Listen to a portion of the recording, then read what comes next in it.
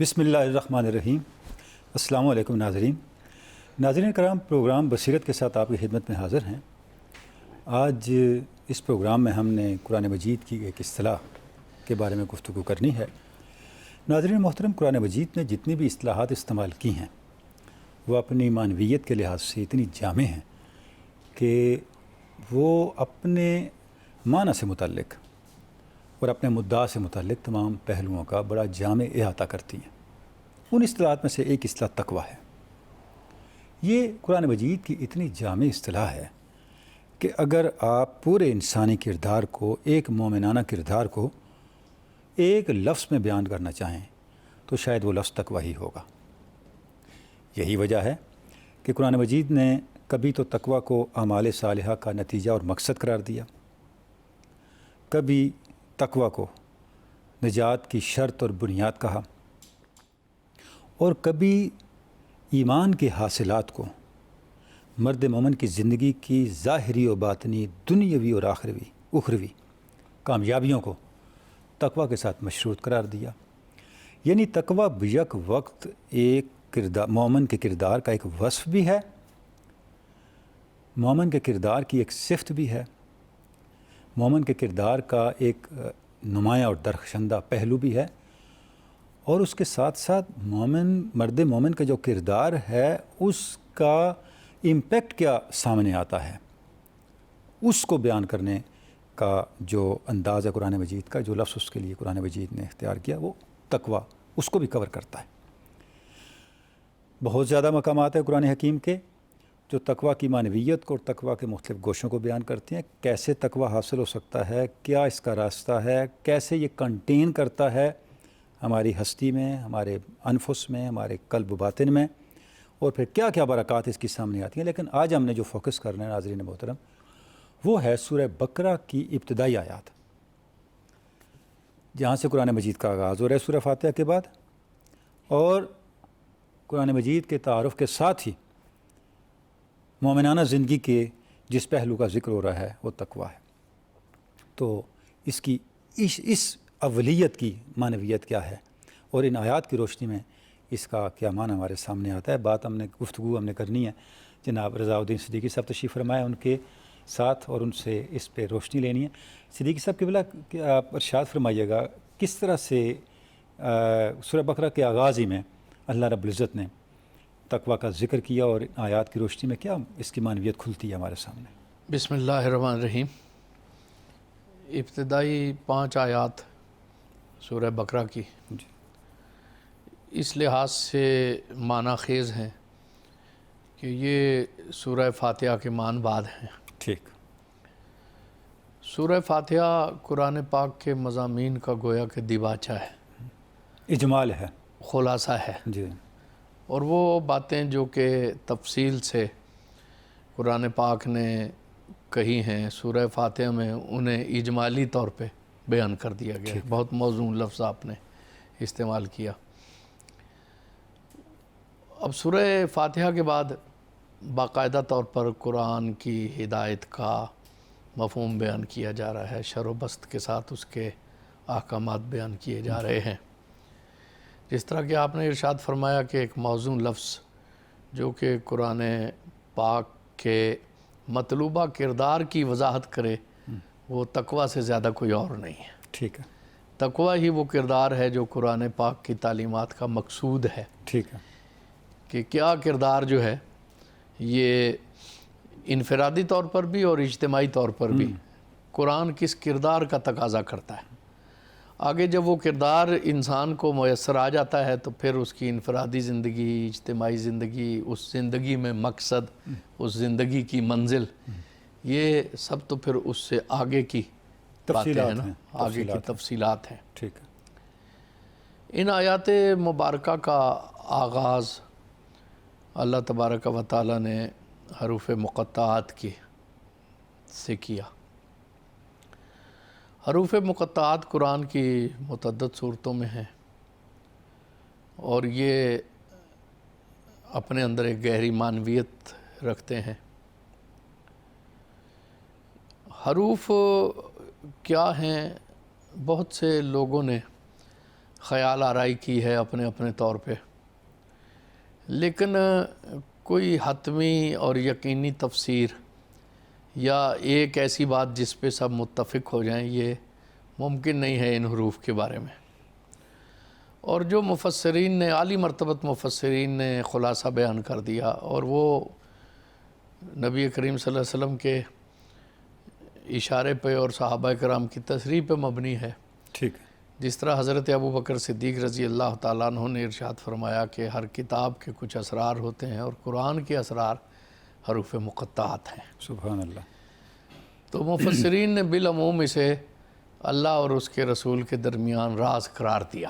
ٹھیک ہے، code words ہیں۔ کچھ لوگوں نے اس پہ اپنی خیال آرائی بھی کی ہے، مثلا جدید مفسرین کا اس پہ اصرار ہے کہ یہ حروف اس طرح کے عربی اسلوب میں استعمال ہوتے تھے اور ان کے خطبہ اپنے خطبوں سے پہلے اس طرح کے حروف ادا کیا کرتے تھے جی۔ اور کس بن سائدہ الحیادی بڑا مشہور خطیب تھا، اس کے کچھ حوالے بھی دیے جاتے ہیں۔ ٹھیک ہے، لیکن میرے خیال میں کہ یہ اصرار، بعض اوقات ہم ایک احساس کمتری کا شکار ہوتے ہیں، ہر چیز کو ہم معذرت میں اگر صدیقی صاحب آپ اجازت دیں تو میں یہ عرض کروں کہ یہ اس کی توجیہ کرنا تو حروف مقطعات کی معنویت کو منیمائز کرنے کے مترادف ہے، جی ہاں، کم تر کرنے کے مترادف ہے۔ ہم لوگ جو ہر معاملے میں یہ خیال رہتے ہیں نا کہ اگر ہم اس کی تشریح نہ کر سکے، اس کی وضاحت نہ کر سکے تو ہمیں جدید محققین کیا کہیں گے۔ درست ہے، یہ ایک معاملے کو رویہ سمجھنے میں یہ رکاوٹ بھی ہے، رکاوٹ بھی ہے۔ بجائے اس کے کہ ہم اعتماد سے جدید محققین کو کہیں کہ یہ اسلوب ایسا ہے، یہ راز ایسا ہے کہ جس تک آپ ایک گہری روحانیت اور تزکیے کے بغیر نہیں پہنچ سکتے۔ ٹھیک ہے، وہ بھی کلیتاً نہیں پہنچ سکتا۔ دیکھیں نا، قرآن ہے، قرآن ایک ایسی کتاب ہے جو انفرادی زندگی کے لیے بھی ہے، اجتماعی زندگی کے لیے بھی ہے، ایک مبتدی کے لیے بھی ہے اور ایک منتہی کے لیے بھی ہے، سب کے لیے، سب کے لیے ہے۔ ٹھیک ہے، اگر کسی مقام کے بارے میں کہا جائے کہ بھئی یہ متشابہات ہیں، ان کے اسرار انبیاء پہ یا عارفین پہ کھلتے ہیں، باقیوں پہ نہیں کھلتے، تو اس میں معذرت کی کیا بات ہے؟ یہ تو عظمت ہے اس کتاب کی، یہ تو اس کتاب کی عظمت ہے بلکہ کہ وہ مبتدی کے لیے بھی ہے اور وہ منتہی کے لیے بھی ہے، اس کے اسرار اور اس کے عجائبات کبھی ختم ہی نہیں ہوتے۔ بلکہ صدیقی صاحب یہ جو شروع کیا حروف مقطعات سے، یہ تو ایک اشارہ ہے کہ اس کتاب پر کلیتاً آپ حاوی نہیں ہو سکتے، نہیں ہو سکتے، یہ تو علامت اس چیز کی ہے۔ ہر چیز کے ایک اسرار ہوتے ہیں اور قرآن کے اسرار حروف مقطعات ہیں۔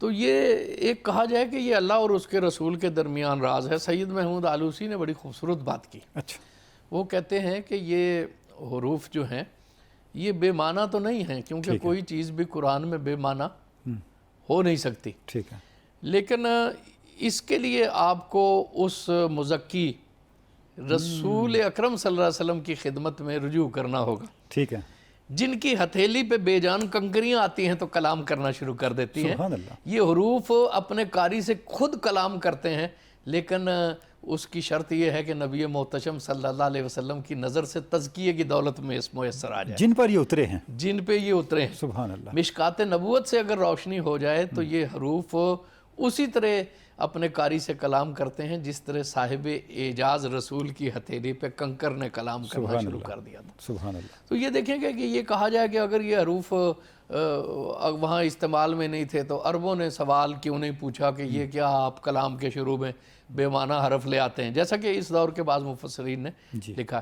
لیکن سوال یہ پیدا ہوتا ہے کہ چلو عربوں کے ہاں تو یہ اسلوب عام تھا، جب عجمی دائرہ اسلام میں آئے اور انہوں نے صحابہ کرام سے قرآن پڑھا ٹھیک ہے، تو پھر صحابہ کرام نے کھول کھول کر ان حرفوں کی وضاحت کیوں نہیں کر دی؟ ٹھیک ہے، یہ میرے ذہن میں نے جب بھی یہ جدید میں تفسیریں پڑھتا ہوں جی جی، اور وہاں پہ یہ سوال اٹھایا جاتا ہے کہ پھر عربوں نے یہ کیوں نہیں کہا کہ یہ کیا بے معنی لفظ ہیں، اس کا مطلب ہے انہیں اس کا معنی آتا تھا۔ تو پھر سوال یہ پیدا ہوتا ہے کہ چلو عربوں نے تو نہیں کہا کہ انہیں معنی آتا تھا، تو پھر اجمیوں نے کیوں نہیں پوچھا ٹھیک ہے، عربیوں سے ٹھیک کہ یہ جو صورتوں کے شروع میں حروف ہیں ان کے معنی کیا ہیں؟ ہم دیکھیں کہ صحابہ کرام کی تو روایتیں یہی ملتی ہیں کہ یہ اللہ رسول کے درمیان راز ہے، راز ہے، وہ اس پہ کلام نہیں کرتے، اور کسی نے بہت بعد میں کیا بھی ہے یا چند ایک روایتیں ملتی ہیں تو وہ سب محل نظر ہیں، ان کی اسناد ہی محل نظر ہیں ٹھیک ہے، کہ کیا وہ واقعی کی گئی ہے۔ اور کسی نے ایک اپنے علم سے یا بصیرت سے کوئی رائے قائم کرنے کی کوشش بھی کی تو وہ ان کی تفسیری بصیرت ہے کسی نے یہ نہیں کہا کہ یہ میں نے نبی کریم صلی اللہ علیہ وسلم سے سنا ہے، ختم ہی نہیں کہا اس کو، حتمی نہیں کہا جی، ایک بصیرت کا اظہار کیا نا، ٹھیک ہے، جس طرح کہ آج کچھ لوگوں نے کہا کہ یہ صورتوں کے نام ہیں اور اس کے انہوں نے دلائل بھی میسر کرنے کی کوشش کی ہے، ٹھیک ہے، لیکن سچی بات یہ ہے کہ یہ اللہ اور اس کے رسول کے درمیان راز ہیں، اور یہ اس چیز کا اظہار کرتے ہیں کہ جہاں قرآن ایک عامی کے لیے، جیسے کہ آگے لفظ ہدایت آ رہا ہے، جی میں اس کے ذیل میں بھی عرض کروں گا کہ جہاں قرآن ایک عامی کو ہدایت دیتا ہے وہاں اس کے عجائبات کبھی ختم نہیں ہوتے۔ حدیث شریف میں سنانے لگا تھا کہ حضور کی حدیث ہے کہ قرآن کے عجائبات قیامت تک منکشف ہوتے رہیں گے، قیامت تک۔ اور آج آپ دیکھیں کہ بہت سی جگہ پہ علم ترقی کرتا ہے تو محسوس ہوتا ہے کہ قرآن تو یہ بات پہلے کہہ چکا ہے، اور بہت سی ایسی جہتیں ہیں جو اب طب کے حوالے سے، فلکیات کے حوالے سے، سائنس کے حوالے سے، اسرار کائنات کے حوالے سے لوگ اب قرآن کے استشہادات پیش کر رہے ہیں۔ تو جو پہلے لوگوں پہ چیزیں منکشف نہیں تھیں، جیسے جیسے علوم کے راز کھل رہے ہیں، ایجادات ہو رہی ہیں اور نئی تحقیقات ہو رہی ہیں، تو بہت سے مفاہیم اب سمجھ میں آ رہے ہیں۔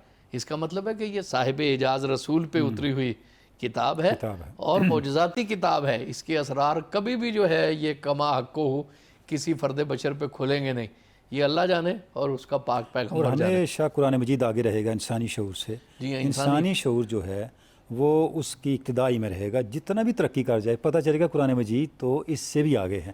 صدیقی صاحب کے بلا اس کو ہم آگے کنٹینیو کریں گے، بریک کا وقت ہو رہا ہے۔ ناظرین کرام، تقویٰ کا تذکرہ ہو رہا تھا تو بات آگئی روح مقطعات پہ، گویا کہ پتہ یہ چلا کہ تقویٰ کا ایک بنیادی تقاضا یہ بھی ہے کہ انسان ہر وقت اپنے کاسۂ علم کو اپنے اعتراف عجز کے ساتھ اللہ اور اس کے رسول کی بارگاہ میں پھیلا کے رکھے۔ اس بات کو آگے بڑھائیں گے، ایک بریک کے بعد آپ سے ملاقات ہوتی ہے۔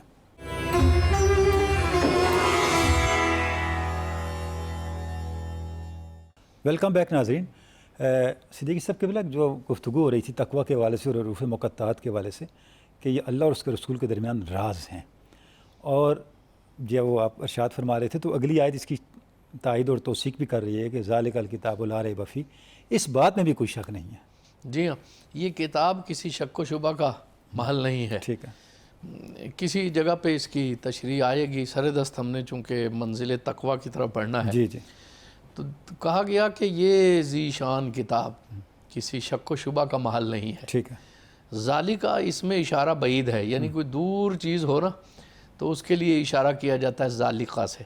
ٹھیک ہے، یہ تو کتاب ہمارے سامنے تلاوت کے لیے ہے، ہماری آنکھوں کے سامنے بھی ہے، اور ہم نے اسے اپنے ہاتھوں سے اٹھانے کی سعادت بھی ظاہراً دور نہیں لگتی، ظاہراً دور نہیں ہے، لیکن یہ حصی طور پر اگرچہ دور نہیں ہے لیکن معنوی طور پر اس کے کمالات ہماری دسترس میں نہیں ہیں، بلند تر ہے۔ تمام کے تمام بلند تر ہیں۔ تو اس لیے کسی نے کہا، اس کا بڑا خوبصورت ترجمہ کیا ہے کہ یہ ذی شان کتاب ٹھیک ہے، کسی شک و شبہ کا محل نہیں ہے۔ تو ذالکہ یہ اشارہ کرتا ہے کہ اس کتاب کے عجائبات کبھی ختم نہیں ہوں گے، اور حروف مقطعات میں یہی اشارہ ہے کہ اس کے عجائبات کیسے ختم ہوں گے۔ اس کے بہت سے عجائبات ایسے ہیں کہ جن کے لیے صرف علم ظاہر کافی نہیں ہے بلکہ تزکیہ ضروری ہے، ٹھیک ہے، اور رسول اکرم صلی اللہ علیہ وآلہ وسلم کی نظر ضروری ہے، تاکہ وہ استعداد پیدا ہو سکے۔ اور باطن کا وہ فیض ضروری ہے تاکہ وہ استعداد ضروری ہو۔ اگر وہ آنکھ نہیں کھلے گی تو وہ چیزیں آپ نہیں دیکھ سکیں گے۔ بالکل دیکھ نہیں سکتے۔ بہت سارے ایسے مقامات ہیں کہ اور شاید کوئی بھی سر ایسا نہیں ہے کہ روحانی گداز کے بغیر وہ کھلتا ہو۔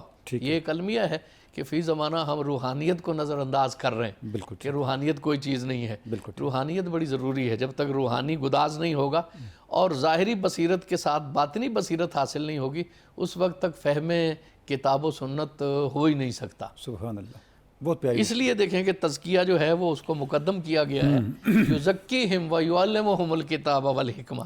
پہلے آپ نے کھیتی کو قابل کاشت بنانا ہے، کاشت بنانا ہے، پھر اس میں بیج بونا ہے۔ پھر اس میں بیج بونا۔ سبحان اللہ، تو یہ ایک المیہ ہے کہ ہم لوگ اب روحانی گداز کو، روحانی تزکیہ کو ضروری نہیں سمجھتے، اور یہی وجہ ہے کہ شاید ہمارے کلام میں تاثیر نہیں ہے۔ ٹھیک، اور تقویٰ کیا ہے؟ روحانی گداز اگر نہ ہو تو پھر تقویٰ تو صرف ظاہر کا ایک کردار ہی ہے نا، سخت گیر قسم کا، رسم، ایک رسم رہ جائے گی۔ اور تقویٰ کی بھی جب ہم تعریف پڑھیں گے تو یہ آپ دیکھیں گے کہ وہ الف لام میم سے اور ذالک الکتاب سے وہ متصل چیزیں، ایک دوسرے کے ساتھ گندھی ہوئی چیزیں ہیں اور وابستہ اور جڑی ہوئی چیزیں اب صدیقی صاحب جس طرف آپ اشارہ فرما رہے ہیں لا ریب فیہ، تو بنیادی یقین قرار پاتا ہے جی ہاں، ان تقوی اس کا پتہ یہ چلا کہ تقوی کی تو بنیادی یقین ہے، یقین ہے، شک کی نفی ہے. جی ہاں.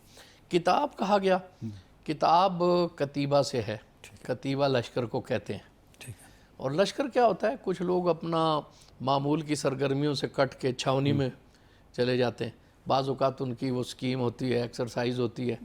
تو لشکر میں اگر آپ دیکھیں تو آپ کو پورا نظم زندگی ایک جگہ پہ، ایک محدود سی جگہ پہ پورا نظم زندگی نظر آتا ہے. بڑی پیاری مثال دی آپ نے. عام لوگوں کی نسبت ان کی زندگی زیادہ منظم اور مربوط ہوتی ہے، مربوط ہوتی ورنہ ہے، یہ لشکر نہیں ہوگا، ہجوم ہوگا. اور زندگی کے سارے حقائق جو ہیں نا، جو ضروریات ہیں، وہ لشکر میں انہیں لامحالہ طور پہ جمع کرنی پڑتی ہے. معاشرہ ہے، ملک ہے، پھیلا ہوا ہے، ان کی قیادت ہوتی ہے، مجلس شورا ہوتی ہے، بازار ہوتے ہیں، کوئی چیز ایک جگہ سے مل رہی ہے، کوئی ایک جگہ سے مل رہی ہے، مختلف پیشے ہیں، صنعتیں ہیں، حرفتیں ہیں. لیکن جب لشکر اپنے مقاصد کے لیے ایک جگہ اکٹھا ہو گیا تو زندگی تو گزارنی ہے نا. ٹھیک ہے. تو وہ زندگی کی جو ساری بکھری ہوئی حقیقتیں ہیں انہیں لامحالہ طور پر ایک دائرے کے اندر انہیں اکٹھا کرنا پڑتا ہے. قیادت بھی ہوتی ہے، مشاورت بھی ہوتی ہے، وہاں استاد بھی ہوتے ہیں، اور لنگر خانہ بھی ہوتا ہے، تمام تقاضے وہیں مجتمع ہو جاتے ہیں. مجتمع ہو جاتے ہیں. ٹھیک ہے. تو زندگی کے سارے حقائق جس جگہ مجتمع ہو جاتے ہیں وہ ہے کتیبہ. ٹھیک ہے. اور اسی سے کتاب ہے کہ جب آپ کتاب کھولیں تو زندگی کی حقیقتوں کی طرف رہنمائی کریں.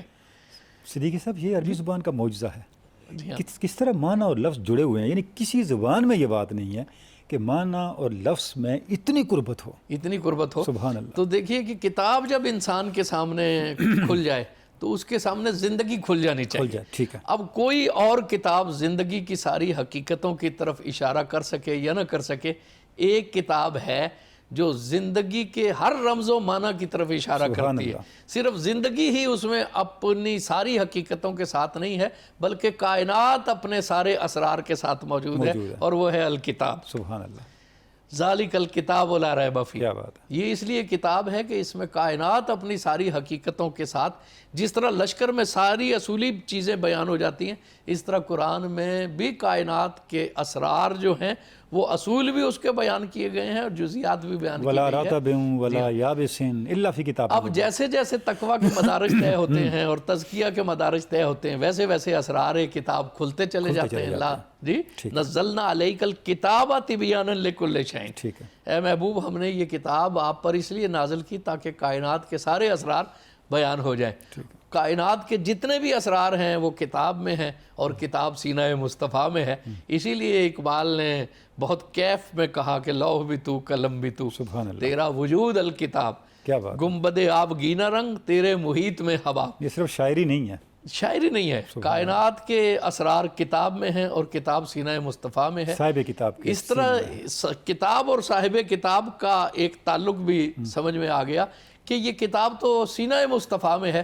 کتاب اگر حاصل کرنی ہے، کتاب کے اسرار جانے ہیں، تو پھر نگاہ مصطفیٰ صلی اللہ علیہ وسلم کی خیرات لینی پڑے گی. وہی قرآن، وہی فرقان، وہی یاسین، وہی طٰہٰ. وہ جو سید آلوسی نے کہا نا کہ حضور کی نظر ہو جائے تو حروف مقطعات کے اسرار کھلتے ہیں، تو یہ الکتاب اس طرف اشارہ کرتی ہے. اس لیے کہ الکتاب تو ہے سینہ مصطفیٰ میں، اور اللہ تبارک و تعالیٰ نے اس کتاب کا معلم بنایا ہے نبی پاک صلی اللہ علیہ وسلم کو. یعلمہم الکتاب والحکمہ. آپ کا منصب ہے. یہ کتاب بھی سکھاتے ہیں اور پھر حکمت بھی سکھاتے ہیں. تو یہ ان کا منصب ہے. ان کی بارگاہ کی طرف رجوع کرنا پڑے گا. تو یہ ہمیں قرآن ابتدا سے ہی یہ اس طرف اشارہ کر رہا ہے کہ نبی کریم صلی اللہ علیہ وسلم کی طرف رجوع کرنا پڑے گا. اب اس مقدمے کے بعد قرآن نے کہا کہ ھدی للمتقین. ٹھیک ہے. یہ کتاب اہل تقویٰ کے لیے ہدایت ہے. ہدایت ہم عام طور پر ہر شخص اس کا مفہوم اس کے ذہن میں ہوتا ہے کہ ہدایت کیا ہے، لیکن ہم ہدایت یہ ہے کہ کفر سے انسان اسلام میں آ گیا، اسے ہدایت مل گئی.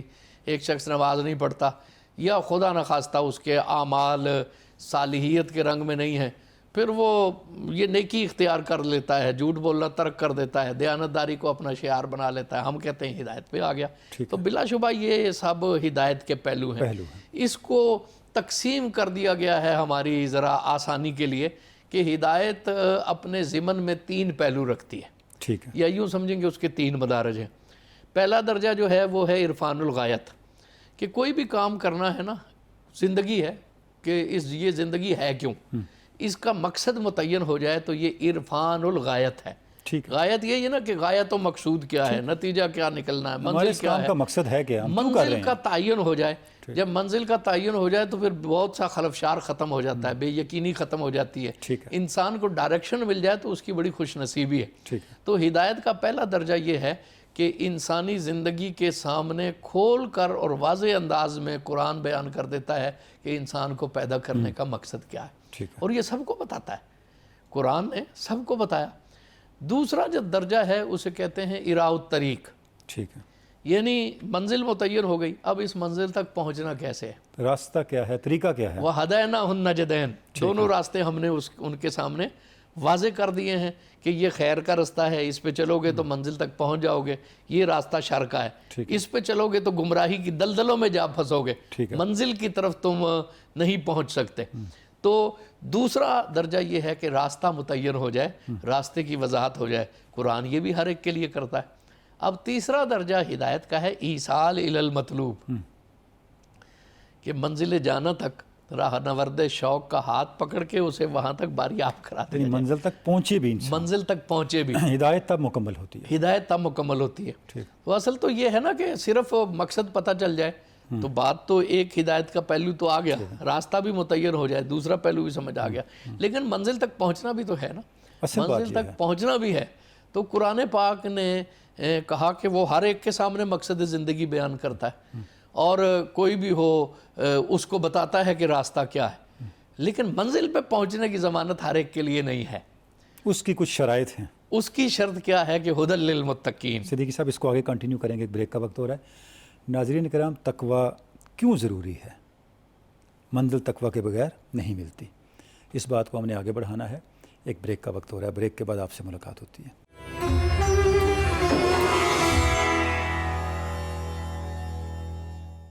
ویلکم بیک ناظرین. صدیقی صاحب قبلہ، جو آپ نے ہدایت کے 3 مدارج ارشاد فرمائے، تو ایسے لگتا ہے کہ شاید ہدایت کا یہ جامع تصور صرف قرآن مجید نے دیا ہے. عام طور پہ تو اتنا واضح تصور کہیں ہدایت کا نہیں ملتا کہ آپ کو کوئی ایسا پیکج گائیڈنس کا آپ کو ملے کہ آپ کو منزل بھی بتائے اور منزل تک جانے کی ضمانت بھی دے. بجا دیکھیں نا، ہدی للناس بھی قرآن نے کہا سب کے لیے ہدایت ہے. وہاں پہ ہدایت کے پہلے 2 مدارج ہیں کہ سب کو بتایا کہ بھئی آپ کی زندگی کا مقصد کیا ہے، سب کو بتایا کہ یہ خیر کا راستہ ہے، یہ اللہ کے احکامات کا راستہ ہے، یہ رسول اللہ صلی اللہ علیہ وسلم کی سنت کا راستہ ہے، یہ انعام یافتہ بندوں کا راستہ ہے. یہ بھی بتایا کہ اللہ کے انعام یافتہ بندے ہیں کون. ابہام تو کہیں بھی نہیں ہے نا، مقصد زندگی قرآن نے کھول کھول کر بیان کیا. قرآن نے ہدایت کے راستے کا تعین کیا نا، اور یہ بھی بتایا کہ کون لوگ ہیں جن پر اللہ تبارک و تعالیٰ کی طرف سے انعام ہوتا ہے. اور پھر اس کے بعد اس نے ہدایت کی تخصیص کر دی. یہ بھی ایک منطقی تقسیم ہے، شعوری تقسیم ہی یہی ہے کہ ایک شخص اس ہدایت پہ چل رہا ہے، ایک ہدایت پہ نہیں چل رہا. ایک نے اس شاہراہ پہ سفر اختیار کر لیا ہے اور تزکیہ بھی اختیار کیا ہے، اس کی منزل اور ہے، اور ایک شخص نے اس کو قابل اعتنا ہی نہیں سمجھا، نظر انداز کر دیا. تو پھر یقیناً اس کی منزل میں اور راہ نورد شوق کی منزل میں تو فرق ہے نا، آسمان کا فرق ہو. تو قرآن نے ضمانت دی کہ ہدی للمتقین، منزل پہ وہی پہنچیں گے جو اہل تقویٰ میں سے ہوں گے. ٹھیک ہے. تو یہ دیکھیں کہ یہ بڑی ایک شعوری تقسیم ہے اور یہ بڑے تدریج کے ساتھ اور باتیں آگے بڑھ تدریج رہی کے ہیں. ساتھ ہے.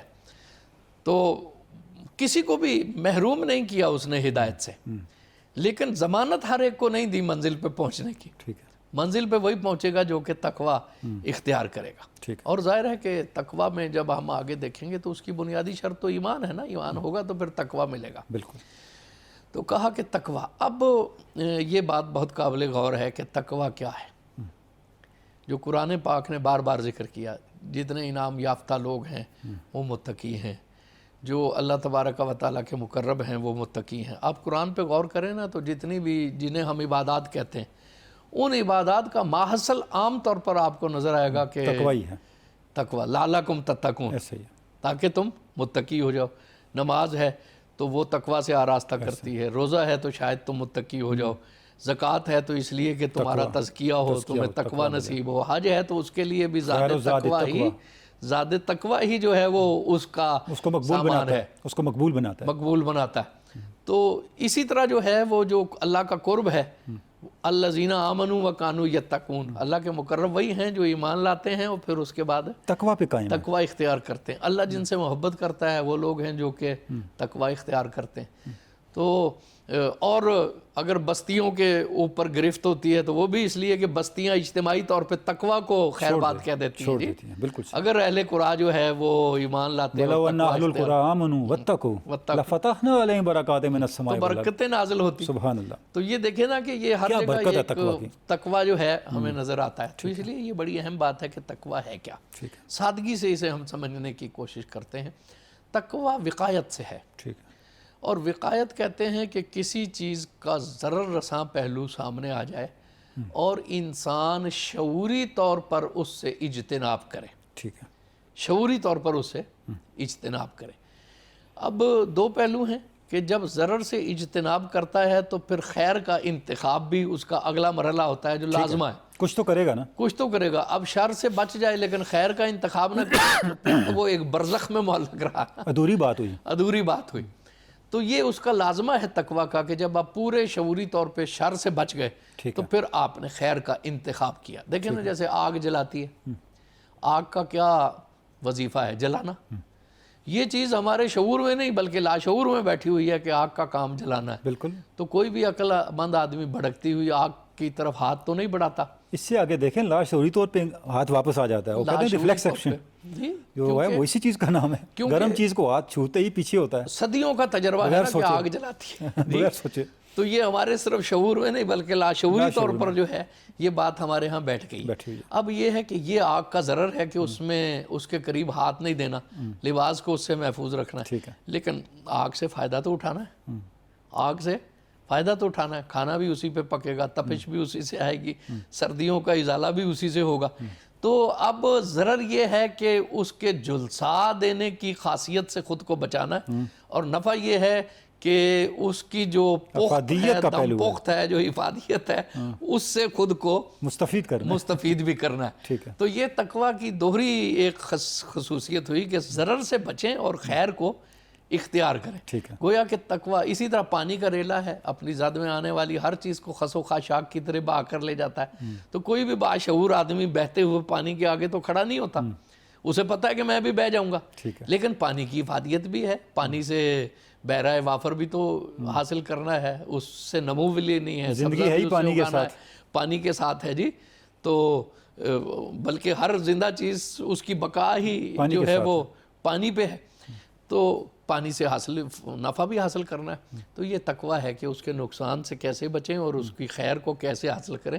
گویا اپنے اندر تقوی ایک مفہوم یہ رکھتا ہے کہ حسن اجتناب اور حسن انتخاب, یہ تقوی ہے. ان کے درمیان توازن جو ہے یہ تقوی ہے کہ حسن اجتناب ہو پہلے مرحلے میں کہ انسان بچ جائے بڑی خیر اور خوبی سے, ضرر سے بچ جائے, اور پھر اس کے بعد خیر کا انتخاب کرے, اس کا فائدہ حاصل کرے. تو یہ تقوی ہے. تو گویا کہ تقوی صرف حذر کا نام نہیں ہے, صرف اجتناب کا نام نہیں ہے, ایک کیفیت کا نام نہیں ہے. بالعموم جس کیفیت کو ہم تقوی سمجھتے ہیں نا اور بیان کرتے ہیں, اس کے لیے عربی میں ایک لفظ ہے زہد. ہاں, کلیتاً ترک کا نام ہے. کلیتاً ترک کا نام ہے زہد.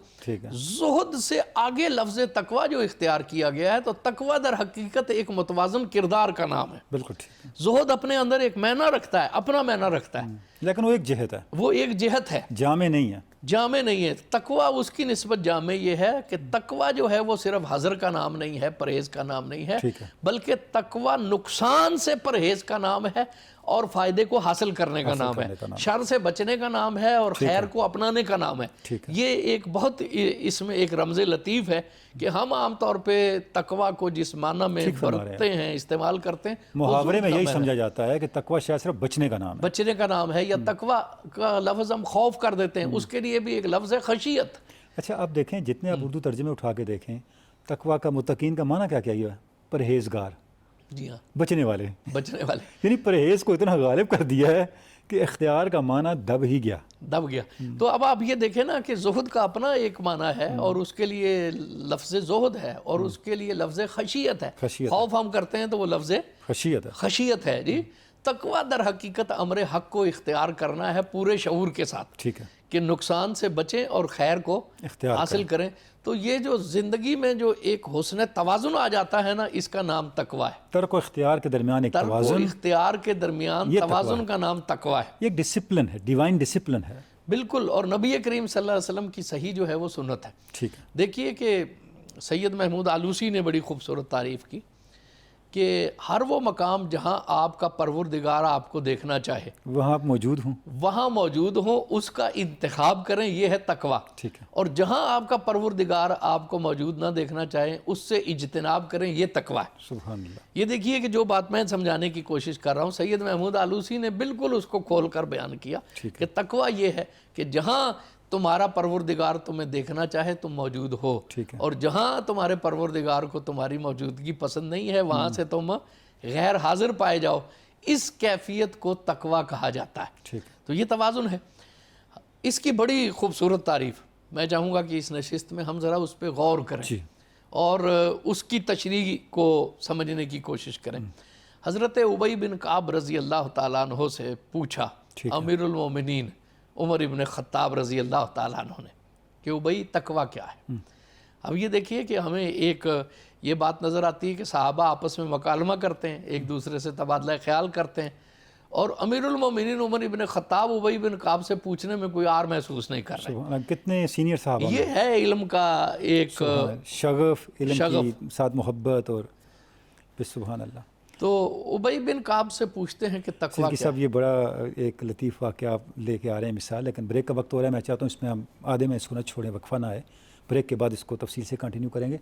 ناظرین کرام، تقوی کی معنویت پہ بات ہو رہی ہے اور گفتگو ہو رہی ہے نہ صرف علمی حوالوں سے بلکہ صحابہ کرام کی اور اکابرین امت کی زندگیوں کے عملی نظائر اور عملی مثالوں سے.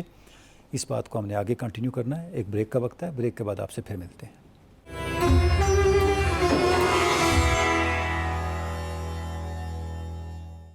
ویلکم بیک ناظرین. ناظرین محترم، ہم تقوی کو سمجھ رہے ہیں سورہ بقرہ کی ابتدائی آیات کی روشنی میں کہ یہ جو قرآن مجید کا ایک بیان کردہ کردار کا عالی وصف ہے، یہ ہے کیا، اس کی معنویت کیا ہے، اور ہم اپنی زندگی میں اس کو حقیقت میں کیسے ڈال سکتے ہیں. صدیقی صاحب قبلہ آپ ارشاد فرما رہے تھے کہ حضرت عمر فاروق نے تقوی کے بارے میں حضرت ابی بن کعب سے پوچھا کہ تقوی کیا ہے. ابی بن کعب نے استفسار کیا کہ امیر المومنین، کبھی آپ کو ایسے راستے پہ چلنے کا اتفاق ہوا ہے جس کے دونوں طرف خارزار جھاڑیاں ہوں؟ اچھا، صحابہ کرام کی فصاحت بھی دیکھیں، مثال کیسے لے کے آئے ہیں کہ ایک بالکل مبتدی اور سادہ آدمی بھی سمجھ جائے کہ تقوی کہتے کس کو ہیں. کہتے کسے؟ کسی ایسے خارزار راستے پہ چلنے کا اتفاق ہوا ہے، دونوں طرف جھاڑیاں ہیں. انہوں نے ارشاد فرمایا کہ بارہا. تو آپ کا سفر ایسے میں کس طرح ہوتا ہے؟ امیر المومنین نے جواب دیا کہ جسم کو بچا بچا کے اور دامن کو سنبھال کے چلتا ہوں. ایک روایت میں ہے کہ آپ نے فرمایا کہ اپنے پائنٹے اونچے کر کے چلتا ہوں. ٹھیک ہے، تاکہ کانٹوں میں الجھے نا. جی. ٹھیک ہے. یا چادر کو سرا سنبھال کے آدمی بے ساختہ اٹھا لیتا ہے نا. تو انہوں نے کہا کہ جسم کو بچا بچا کے اور دامن کو سنبھال کے، تاکہ کوئی کانٹا جسم میں خراش نہ ڈال سکے اور دامن کو الجھا نہ سکے. ٹھیک ہے. ابی بن کعب نے ارشاد فرمایا کہ امیر المومنین یہی تقوی ہے کہ زندگی کا سفر اس حزم و احتیاط سے طے کیا جائے کہ گناہوں کا کوئی کانٹا نہ جسم میں خراش ڈال سکے نہ دامن کو الجھا سکے. سبحان اللہ. جب آپ اس نزاکت احساس سے سفر کریں گے تو یہ تقوی ہے. اب دیکھیے کہ آج کے دور میں اسے سمجھنے کی بڑی ضرورت ہے، اور یہ ایسی تعریف ہے جو ہر دور کے تقاضوں کا جواب ہے. سبحان اللہ.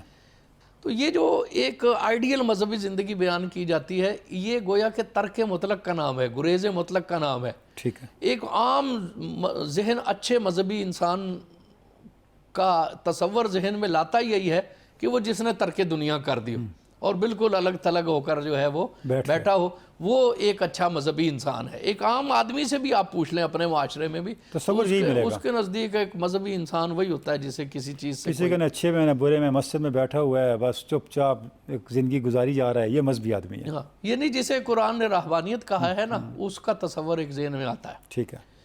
ایک اس کا رد عمل ہے، اور وہ مادیت کا نقطہ نظر ہے کہ ایٹ اینڈ ڈرنک بی میری ٹمارو وی ول ڈائی. ایسا ہی ہے. بابر بائش کوش کے عالم دوبارہ نیست. یہ ایپیکیورین تھیوری ہے. ایپیکیورس ایک فلسفی تھا یونان کا قدیم. آج اس کی تھیوری جو ہے وہ بہت پسند کی جا رہی ہے کہ کھاؤ پیو خوش رہو اس لیے کہ کل یہی زندگی ہے, مر جانا. یہ دونوں ایک دوسرے کا رد عمل ہے. ہر عمل کا ایک رد عمل ہوتا ہے نا, ہر ایکشن کا ایک ری ایکشن ہوتا ہے. یہاں وہ قانون لاگو ہوتا ہے. جب آپ مذہب کا اتنا شدید تصور پیش کریں گے کہ بس رشتے ناتوں سے کوئی سروکار نہ رکھو یا پہاڑوں کے گپاؤں میں زندگی گزارو, تو پھر جب اس کا رد عمل ہوگا تو پھر یہی نعرہ مستانہ ہوگا نا کہ کھاؤ پیو عیش کرو. یہ ہمیں کس مصیبت میں ڈال دیا ہے جی, ٹھیک ہے, کہ بھئی رشتے ناتے نہ کرو, دنیا میں بھی رہو.